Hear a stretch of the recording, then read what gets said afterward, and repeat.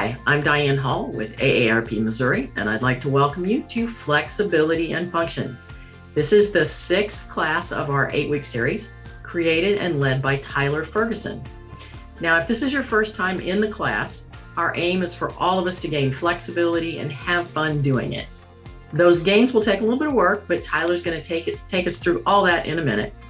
And you may think that this isn't a real workout, but this kind of movement is kind that enhances your flexibility and function, and it'll contribute to the success of any other physical activities you take on, and maybe you'll take on some new ones.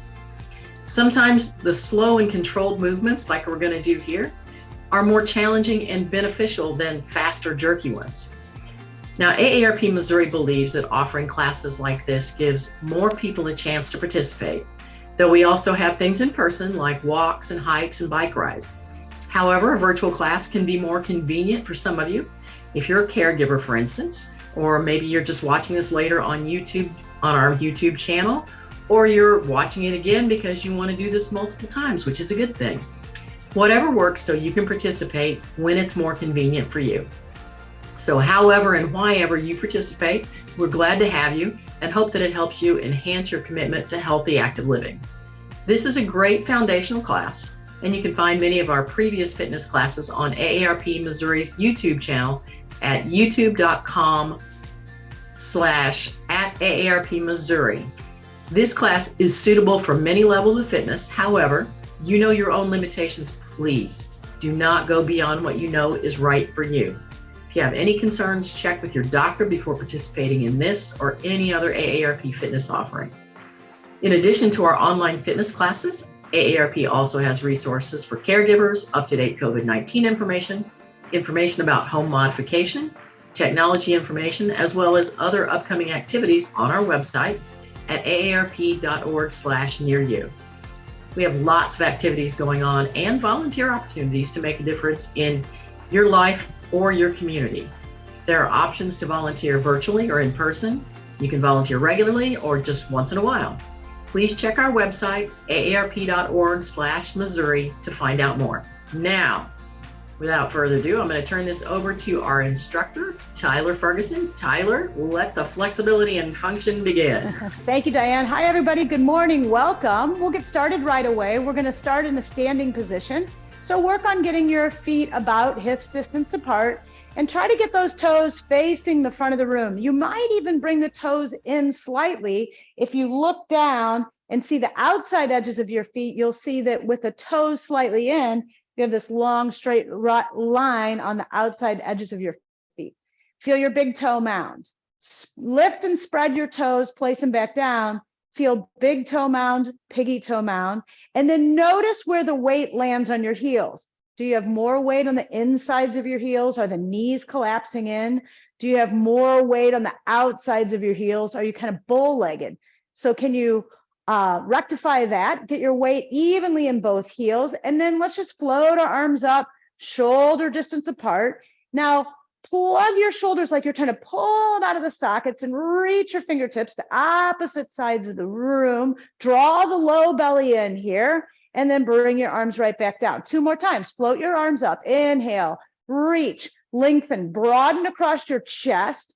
Exhale, lower down.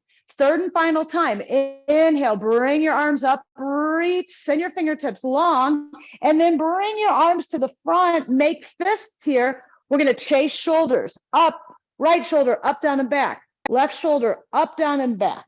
Up, down, and back. Up, down, and back. So just get some movement, some hydration in the shoulders. Notice if you're moving your chin or your neck here to try to bypass this movement. Try to just stay right in those shoulders and then take it the other way. Lift and push forward. Lift and push forward. Little shoulder screws in the forward direction. Finish that up. And then take your arms out to the sides. You're going to make fists and then point your thumbs so that they're an extension of the fist, like you're bringing in some airplanes. All right, we haven't done this one for a while. Right shoulder, inhale it up, internally rotate. See how your thumb goes down and then pull the shoulder down away from your ear. take your eye gaze over the opposite arm. So get that internal rotation, keep working it, feel the tissues, the tendons, ligaments stretching, and then come up out of it. Opposite side. Elevate the shoulder, internal rotation, send the shoulder back down, turn your eye gaze and look over the opposite shoulder. So we're getting a little shoulder work here and a little cervical spine work. We'll come up and out of it. See if we can go a little bit faster. Elevate, shoulder screw, reach and stretch. Inhale it back up. Opposite side, exhale it down. Inhale up, shoulder screw. Big stretch. You're still reaching opposite sides of the room, up and out. Last time, shoulder screw, big internal rotation. This should feel like a delicious stretch, maybe even down into your biceps muscle. Come up, back, around, and shake your arms down. Now, we did that chasing shoulders. That was a little scapular work, right? That was elevation and depression. Scapula elevates and depress. Now, we're going to work on protraction. Bring your fingers together. Press your fingers away. Feel the scapula move away from each other, move away from the midline of the body. Stare right at your thumbs. Now, separate your hands, bend the elbows. Bring the scapula together. Notice you get a proud chest here. The heart lifts. Inhale, exhale, round through the upper body. Now your pelvis is not responding at all to this movement. You're keeping it right in your thoracic spine, right in your rib cage area. Your pelvis is staying neutral. So I'll demonstrate a non-neutral pelvis, right? So if I brought my shoulder blades together, if I lifted my pelvis too and tilted it forward, we're not looking for that. We're looking for neutral pelvis. And then opposite direction, if I really tucked my pelvis under, we're not looking for that either. So just breathe that. Inhale, exhale, shoulders come forward. Inhale, shoulders come together, shoulder blades. Exhale, bring the shoulders forward. Come back into a standing position. I was going to do this at the end, but I love this so much. Right elbow bent, palm of the hand up, and then you're going to take the hand away from the elbow, right? Like you're holding a saucer. Now you're going to switch the place of the elbow and the hand. Try to keep that saucer going. I did a terrible job explaining this. Let's try that again. Bend your elbow, take your hand, open it up. Now switch it, bring it back around so the elbow goes out, the hand goes in. Now you're really going to have to lift it, take the hand up and the elbow out, and then start back in the beginning. So these are called teacups, and you're just exploring the mobility of the shoulder. You can see how I'm moving to get away from the movement, right? So you can see where the tension is in my shoulder. Always trying to keep the palm up. Let's take it the other direction. Palm starts away, it comes in toward the body, sweep it under the armpit, elbow and palm switch, elbow and palm switch, right back to your serving platter. Start it out here, under the body, elbow and palm switch, elbow and palm switch, and back around. Woo, that's a lot of work in the shoulder. Yeah, that can light that thing up. Feel a little blood flow in there. Feel everything, any kind of little adhesions coming away. Yeah, get some movement. Let's go on the other side. So where are we? Teacups. We're going to start with our serving tray. Going to bring the serving tray under the body. Elbow is out, wrist is in. I'll take it the opposite direction. Elbow's in, wrist is out. Bring it overhead, elbow out, wrist is in, and then sweep it out, wrist out, elbow in. Right back to our start position. Bring it under the body. Sweep it out. Whoop, I got a little lost. Bring it across, I did it wrong. Sweep it out. There we go. Bring it across and back out. You can look these up on YouTube. They're called teacups. Now let's take it the other direction.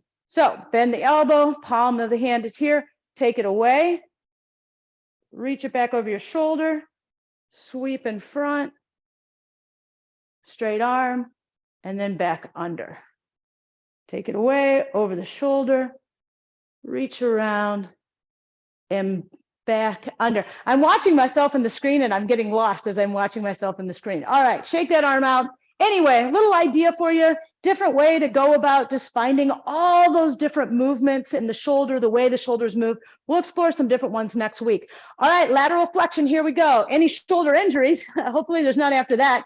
Keep your hands right here. Otherwise, grab up overhead, lift and lift and lengthen. Rib cage comes out of the pelvis. Bring yourself over to the one side.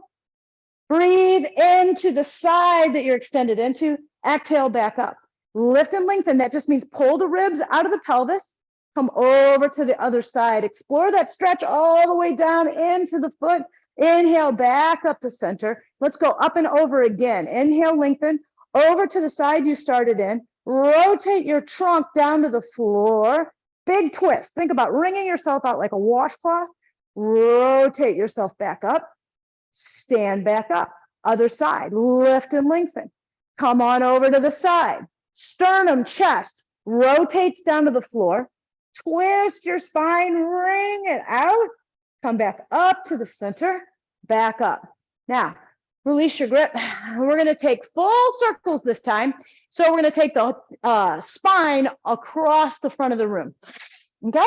Bend your knees a lot when we do this. Lift and lengthen. Come over to the right side of the body. Rotate your trunk down to the floor. Bend your knees a little bit and then hinge at your hips. Long, flat back across the bottom of the floor. Sweep across. Wind up on the other side. Rotate back up and come up to the top. 2 more times. I'm going to go a little bit faster. Side bend. Rotate down. Bend knees, hinge hips. Sweep across the floor. You come over to your other side bend. Rotate it up. Come up. Spinal circles. Now, what can help you in this? Engaging low belly. Pull in that space right below the belly button. Firm up that low belly as you come up. And then as you lift up, squeeze the glutes. Send the hips a little bit forward. We'll take it in the other direction. Maybe change the bind. That can feel really odd for you to change the bind. And then also remember, if your shoulders are done, if they're toast, you go right here, okay? Lift and lengthen, up and over. Rotate your trunk down. Hinge at the hips. Low belly wall pulls in, eye gazes at floor. Wind up on the other side. It's here on the other side where you start to squeeze the glutes. Send the hips forward. Low belly wall comes in. 2 more times. Over. Rotate down. It's up to you how much you bend. I like to keep your head even with your hips here if this is a newer exercise for you. If you're feeling like a pro, I'm just going to demonstrate how you could take this a little bit deeper, right? So your chest is brushing against your thighs a little bit more. You're going to feel a deeper stretch in your back and your hamstrings, but you're also going to get maybe a little bit dizzy. So that's where the head goes below the heart. All right, let's shake your fingers out. Go ahead and grab a wall or grab a chair for balance. If you have great balance, no worries, but this is not a balance exercise. This is a strengthening exercise. All we're going to do is hold on for balance, lift the heels and lower the heels. Lift with control, pause at the top, lower down, pause at the bottom. Lift the heels, pause at the top, lower down, pause at the bottom. Keep moving with that cadence, with your pause. And then I want you to keep moving, but look at my ankles. We don't want these kind of bowed out ankles. So bring your heels in line with your toes so you have this alignment rather than letting the heels or ankles flare out. Last time, lift it up, pause at the top, and lower it down. This you really might want to hold on for balance for this one. Now we're going to move the opposite part of the foot. So we're going to keep the heels in the ground and just lift the toes and lower to the ground. So you'll see that the heels stay down, but the bottom of the foot and the arch, that whole area comes up. Now, as you pause at the top and lift, feel your kneecaps lift up, like pull up to your hips and your quads turn on. Good. So we want to make that connection, move nice and slow, feel that connection. And then when you pause at the top with the toes lifted, quads on, can you turn on your glutes a little bit? So you're just giving your glute flesh just a little squeeze. Now, if you've been here in other classes, you know about your measuring sticks, right?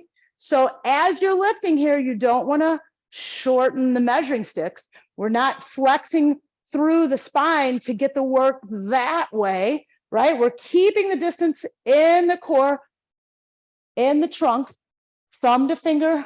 You can look at previous classes for measuring sticks and just lifting the toes. All right, that should be enough, right? Now for that big juicy stretch, anterior tib stretch, front of the shin stretch, you're going to take your foot and gently put it behind you. It doesn't matter where you go, right? But notice my toenails are down. It's not the bottom of my foot. My toenails are down. And see how I'm getting this delicious stretch all in the shin and the top of the foot. And then I'm going to push into the ground and straighten out that working leg, not the balancing leg, but the working leg, as much as I can tolerate that stretch in the toes and along the top of the heel. Whatever stretch you're in, you don't want to hold your breath. So make sure you're breathing here. Big inhale, exhale, let it out, let it go. Find it on the other side. It might feel different on the other side. And where you place your foot just has to do with your mobility, your placement. So get the top of the foot in the ground, nice activation. Notice the relationship between the two legs. So if I bend the knee of my standing leg, that takes the pressure out. If I press through the leg of my standing leg, then that can help intensify the stretch. I can turn on the glute a little bit, also intensify the stretch. And then notice where your action is, where the weight is. Piggy toe mound, big toe, front of piggy toe, front of big toe. Boom. All right, let's march it out. We're going to work on our hip flexors today. So go ahead and use your standing support. Again, this isn't a balance. So I don't want you missing out on the exercise because you're working through your balance. We're going to work the right hip flexor first. So ground down through the left leg. So notice how if I push down into the earth, I hug the inner thigh in and hug the glute, turn on the quad. I'm really, really working on this leg. Feel the glute work. Now I drive my knee up, tap, drive my knee up, tap. So yes, I am working my right hip flexor, but I'm also stabilizing, really squeezing that glute, hugging it to the bone. Now notice where the mobility comes from. We really have to tighten up during the core, in the core, right? So that low belly stabilizes, pulls in. You might even feel the ribs knitting together, but we keep the measuring sticks. We're not crunching here. We're not rounding in the spine. This is still. Abs are turned on, totally still in the trunk. Just two more. Little squeeze at the top, squeeze the low belly, squeeze the glute, bring it down, walk it out. Good work, everybody. Let's work on the other hip flexor. So setting it up is as important as the exercise itself. So as my weight goes into this leg, if I'm all nonchalant about it, I'm not going to get as much stability. So pull the flesh into the midline, squeeze the glute, turn it on, stand tall, take your ribs away from your pelvis, maintain that length by engaging core, and then drive the knee up, tap the toe, drive the knee up and tap. Keep that core super engaged and don't allow this work to take place in the spine, right? So you're not flexing the spine forward as you're lifting the knee. You're using your core to stabilize the spine as you lift the knee. And then it's that psoas muscle, that hip flexor muscle that brings the thigh, the top of the leg, closer to the trunk. Keep squeezing, revisit your working standing leg. Yeah, my heart rate's increasing a little bit. 3 and 2 and 1. Good job. Just pedal the feet, walk it out a little bit. You can move away from your prop, or if you have a prop that's easy to move like me, you can create a little bit more space for you on the mat. So we're just going to go into a little squat. So there are a couple things happen in our squat. Our hips go back, okay? So our seat flesh goes back behind the heels and the knees bend, and then press up to standing. So squat back and then press up to standing. Now, at home, the depth of your squat is up to you, okay? Some of you might squat a little bit lower than this. Some of you might not squat this low. No judgment there. Just get that pattern and recognize the things that are going on in their squat. It's the hip hinge, but the knees are also bending. And you'll notice there's that little arch in my back just a little bit of arch. My spine is an extension, and I want to keep my spine in extension as I do that. Sometimes if you try to go super low, you take your spine into flexion to go lower. We don't want that. We want our spine into extension. So see if you can feel that. Think measuring sticks as you do that, right? Spine stays in extension, chest is proud and forward. All right, stand up, shake it out. We're gonna do one more set. You can stay right there and just work on your squats. Trust me, getting your hips down and your spine extended, that's a ton of work. I worked it on in the gym this morning. My coach is correcting me left and right. So there is no shame in just staying right here and working on that spinal extension as you lower. Or we can make this more dynamic. So I'm gonna squat, step left, squat, step back in, squat, stand up, squat, step right, squat, step back in, squat, stand up, left, back in, stand up, right, back in. So by moving our feet a little bit like this, changing the width of our squat, it just changes the feedback that we're getting. And we still want to stay in touch with that spinal extension, regardless of where our legs are. The hands in front, they're just a little counterbalance. That feels good to me, to bring the hands forward and find a counterbalance. And then we can take that little squat in between out. We'll stop and rest here. One more set, stationary if you want, or walk side to side with me. We're gonna squat, step, step, back. Squat it down. Step, follow, step, back. Press it up. Squat, step, left, step, back, press it up. Think about your spinal extension. Think about low belly wall pulled in. When you press up, feel your quads press up. Let's go the other direction. Squat, step right, step back, press up. Full contact of the foot on the ground. Notice where or how you use your feet when you start squatting and moving. Do you roll into the inside edges? Do the knees valgus? I think I got lost there. I get talking and I get lost where I am. All right, let's shake it out. That's enough squat work for today. We're gonna move into our straddle stance. So toe, heel, the feet wide to get into your straddle. And then you kind of want the toes to be in a little bit as opposed to turning out. And then just pause here for a minute.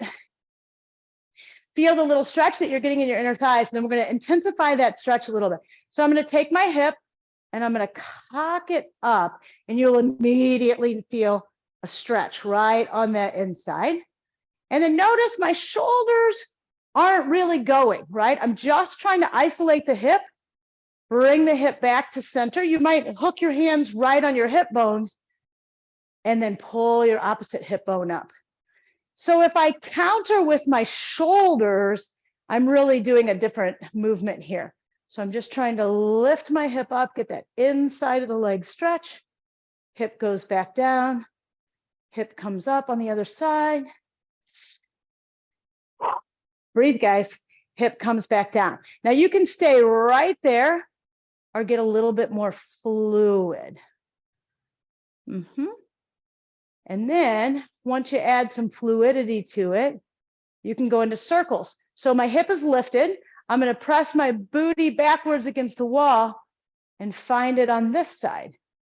Press my booty back against the wall, find it on this side. Believe it or not, when I was in my 40 and over hip hop group, this was a really hard thing to unlock, this hip mobility, this movement in the hips, but it's a delicious stretch, isn't it? All right, let's come back over to our original side. Now send the hips forward. So from here, I'm going to the side, I'm going forward a little bit and then back a little bit. big, juicy hip circles. How big your circles are, up to you. Pause, take your hip circles in the other direction. And then just notice all those little micro sensations of stretching going on there. And then notice how you have to use the core to support that movement and keep you safe as you move. All right, that's it. Big, juicy hip circles. Keep your legs wide, but this time bring the heels in, turn the toes out, bring your fingertips up behind your head. Now, we are going to do a core exercise. And often when you see people do this, you see this happening. We don't want that to happen at all. The head remains chin in, back of the neck long, and it's like if I was pushing against it, I can't move it. So the head is a big, nice, a fixed position, right? So we're going to do a side crunch. My right elbow is going towards my right knee, big side crunch, come back up, sweep, hinge. Sweep the right arm towards the left toe. Hands go right behind the head. Side crunch. Connect your breath to your movement. Sweep, little hip hinge, back up. Remember, don't push on the head. It's just a, what am I trying to say? Like a landing point. It's a point of contact for the fingers to help you broaden and open up in the chest a little bit. Sweep, back up, side crunch. All right, so what do we need to be feeling here? We're going to find it on the other side. I'm going to tell you what you need to be feeling. So we talk about taking the rib cage up out of the pelvis and creating that space. When we side crunch on this side, I want you to crunch.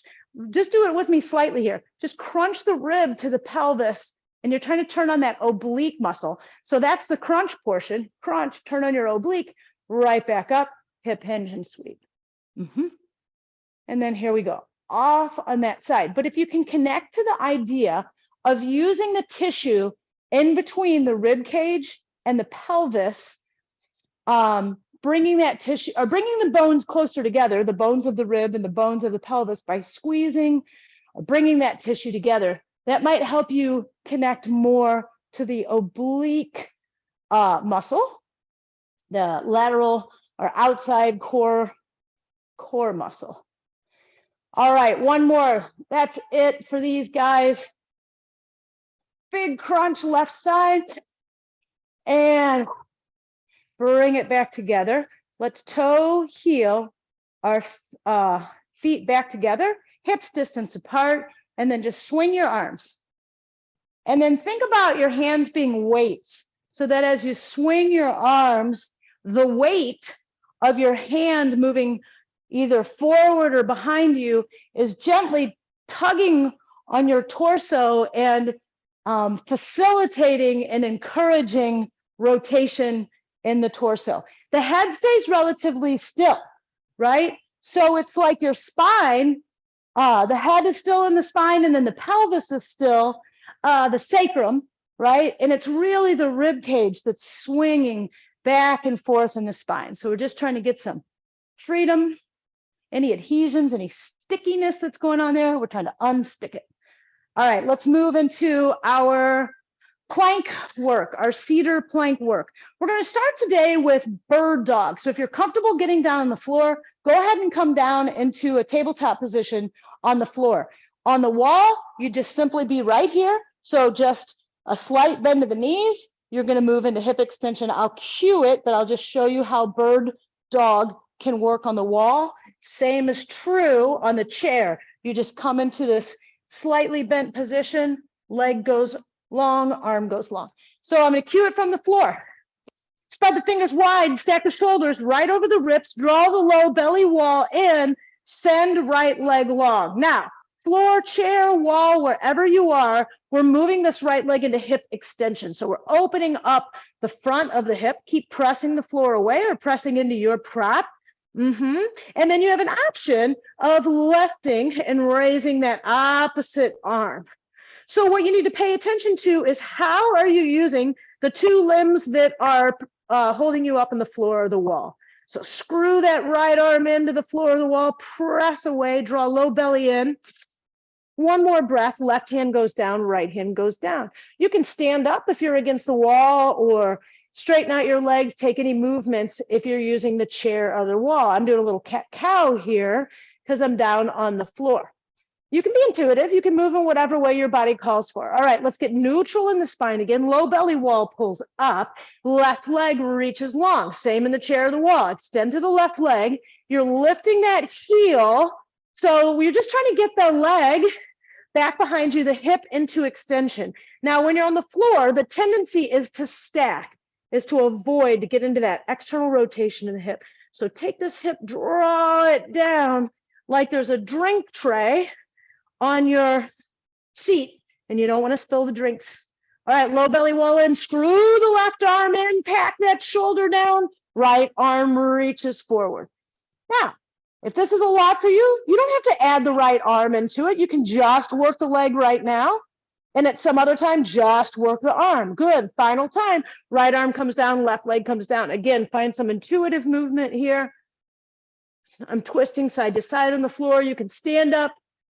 You can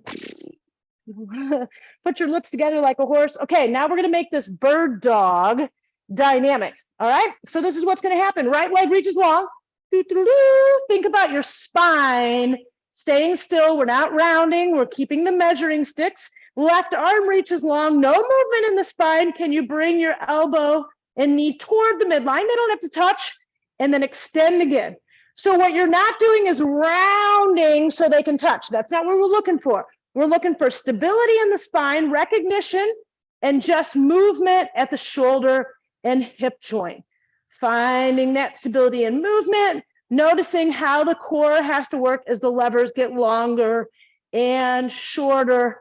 Super duper great exercise for awareness of your spine. Bring it in, take a rest, find any movements. This is a nice one if you're on hands and knees. Just send your hips over to the right side. Oh, yeah, big juicy. When I do this in yoga classes, you hear people go, oh, hips back up the center, send them over to the other side. Let's take that dynamic bird dog on the other side. We'll start with tabletop. Get into your tabletop modified shape, wall, chair, floor. Left leg extends long, dial that hip down. Screw in the left arm, right arm reaches, or maybe you just do the knee and you don't bring the arm in. But remember, what's the priority here? The priority is neutral spine, low belly wall comes in, and we're just moving at the limbs.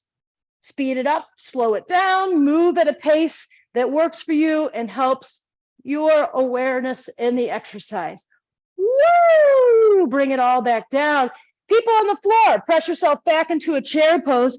People on the chairs and walls, just stand up tall, give yourself a big stretch. If you're at the kitchen sink, bam, hook into that sink, let the hips go behind the heels. Notice the biceps come up by the ears. If you got a couch or if you have a stable chair, my chair isn't super stable to put all my weight into my hips. Wherever you took your stretch, enjoy it. Come back up to standing. And we're going to move into our plank now. So if you're on the floor, stay. Sorry if I had you get up. Or this can be ups and downs. Okay, plank pose. So chairs or walls, take your position. Walls, the further your feet away from the wall are, the more work you're going to be doing. If you're down on the floor, tabletop with me, what you want to do is get your hips in front of your knees. And then the shoulders are going to be just probably above the knuckles. So we're going to work on our plank pose here. If you're on the floor with me anywhere, wherever you are, notice where the shoulders are. Pull them down away from the ear and then broaden across the back, the heart space, the back. Push the ground away. So pretend like there's a pitchfork right under your belly. Keep pulling it up and in. Keep pushing the ground away and pulling the shoulders away from the ears. So 3, 2, 1. Let's come up out of it and talk about it for a minute. So when we talk about our core, we often just think about this tissue right here. But our lats, these big, huge lat muscles, they play a huge role in the core. So that cue of bringing your shoulder down, so depression, right? We worked on this standing, depressing, and then protracting. So pushing the shoulder blade away, depression and protraction helps you get into your lats. So let's try it again. Let's get in that position. Let's work on shoulder depression, protraction. Your lats are a huge core muscle. Find the shape that works for you. If you guys want to lift your knees up off the ground, you can do that.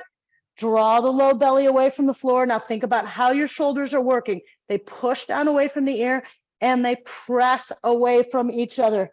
Keep working to press the ground away. Option to come to your knees at any point. Option to come out of this plank at any point. This can feel really wristy for some people. So if you're on the floor and you got the strength to do it, but your wrists don't like it, bam, then come out. Yeah, right? So wherever you are, let's just do a little wrist therapy. Just find some circles. And you'll notice when Diane was introducing class this morning, that's what I was working on. I was just working on wrist therapy. And we joke about how in the grocery line, I'm always finding some movement, whether it's teacups. See, I do teacups better when I don't talk about them. Whatever the movement is, I'm trying to find that movement. Even at the gym, when I go from one exercise to the other, I'm working the wrists. All right, that's as much pause as I can give you before we move to the next exercise. If you're down on the floor, you can stay. We're going to do fire hydrants. All right, so it is about keeping the trunk pretty still and trying to find movement at the hip. If you're on the floor, it's just hip if you're standing, it's just hip abduction, right? So you can either do fire hydrants on the floor like I just showed you, or you can do hip abduction away. What are we trying to feel? We're trying to feel it in that hip muscle there, right? So if you're down on the floor doing your fire hydrants and you're rotating your body, you're not getting into the hip, you're getting into the upper spine. So you're just trying to find that burn right on the outside of the hip. We're looking for about 10 of these. So depending on when you started, you can finish up and then take a break. So we're working on, take a break and switch sides. We're working on these outer hip stabilizing muscles.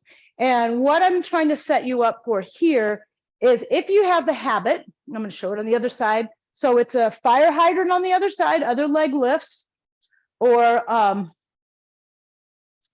if you're standing, opposite leg lifts. But we're just, somehow I'm doing the same leg again. Hopefully you guys are smart enough to be doing, oh, I was doing right leg on the ground and left leg standing. That's why I'm doing the same leg.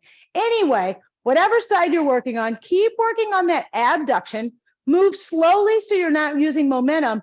And if you're standing, if your shoulders are doing this, look at the relationship of my hip to my shoulder. I'm not doing any hip work here. I'm doing core work. So keep the shoulders over the hips and make sure the work is coming from the hips. So the why are we doing this? Finish up your set so you're even. All right, if you want to add a few more in on each side as I'm talking, feel free to do that. The reason we're working on this hip strength, because if you're somebody who stands and does this when you stand, or you do this when you stand, we're trying to strengthen you. So if you're ever standing, you can press into both feet, turn on both glutes, use your core. Actually, wherever you are, if you're on the floor, hands and knees, come stand with me right now. All right, so I'll give you a moment to get up there. Let's really work on standing with authority and bringing in all of our muscles. So we've done this before, right? You pretend like there's a beach ball in your inner thighs. You're squeezing those inner thighs together, maybe putting weight into your piggy toes to help you engage glutes. Core is drawn in, and you want to keep both sides of the body working evenly as you stand. I'm somebody who stands and then looks to sit down because I'm working so hard when I stand, but I'm working against that. And I'd like for you to work against that too. Okay, everybody's standing, I hope. We're going to do a single leg deadlift.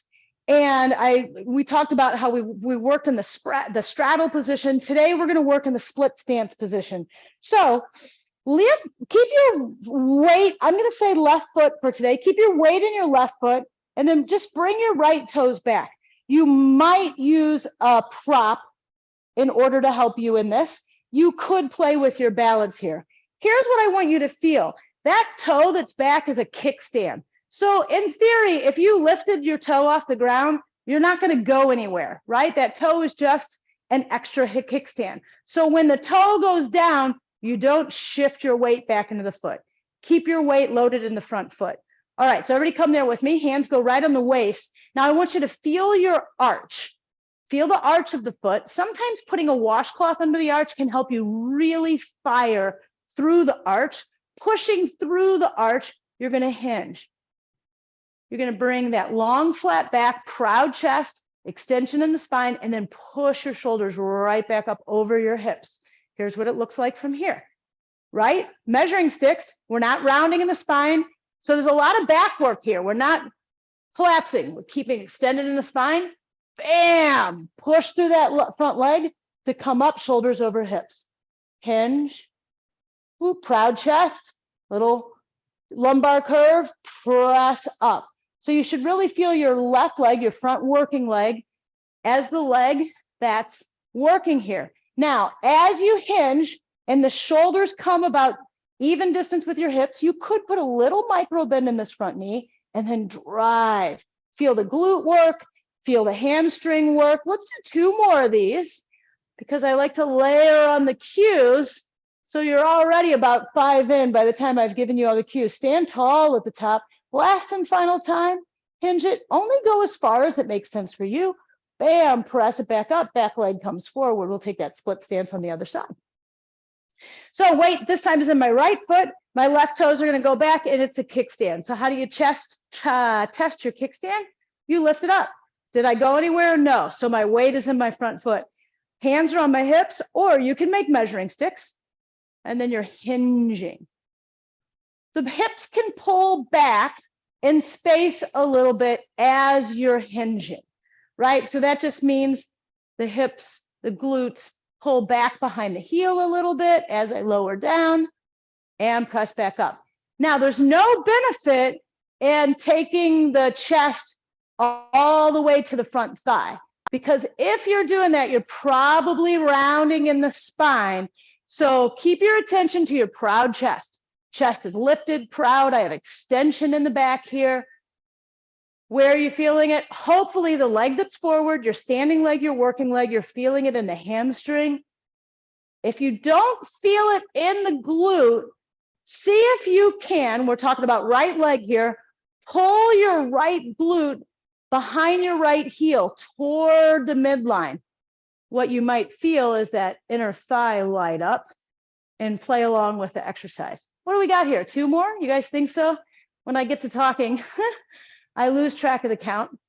So, you know, it's your exercise. It's up to you. If you want less, do less. If you want more, do more. We'll make this one the last one. Stand up tall, bring your back leg forward, and then just march it out a little bit. Swing your arms. We're going to do one more split stance exercise, but I want you to notice this difference. I see that it's 11:48. If you guys are cool with sticking with me, I'd like to teach you one more exercise.